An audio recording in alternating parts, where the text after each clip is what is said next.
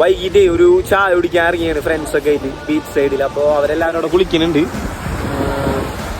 അപ്പോൾ ഞാനിങ്ങനെ വെറുതെ ഇരുന്നപ്പോൾ ആലോചിക്കുകയാണ്, 2 ദിവസം മുമ്പ് പെഹൽഗാമിൽ 29 പേര് മരണപ്പെട്ട്.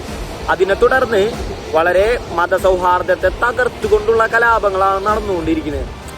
അപ്പോൾ അതിനെല്ലാം തകർത്തെറിഞ്ഞുകൊണ്ട് ഇന്നും ഇന്നലെയായിട്ട് ആരതി എന്ന് പറയുന്ന സ്ത്രീ വന്ന് പറഞ്ഞു, 2 മുസ്ലിം കാശ്മീരികളാണ് എന്നെ 2 ദിവസം സംരക്ഷിച്ചതെന്നും മാത്രമല്ല തന്റെ കൂടെ ഉണ്ടായിരുന്ന 2 ടൂറിസ്റ്റുകളെ പ്രൊട്ടക്ട് ചെയ്യാൻ വേണ്ടിക്കൊണ്ട് സെയ്ദ് ആദിൽ സ്വന്തം ജീവൻ പണയം വെച്ചതൊക്കെ നമ്മുടെ ഇന്ത്യയിലെ മതസൗഹാർദ്ദത്തിന്റെ ഒരു ഉദാഹരണമാണ്.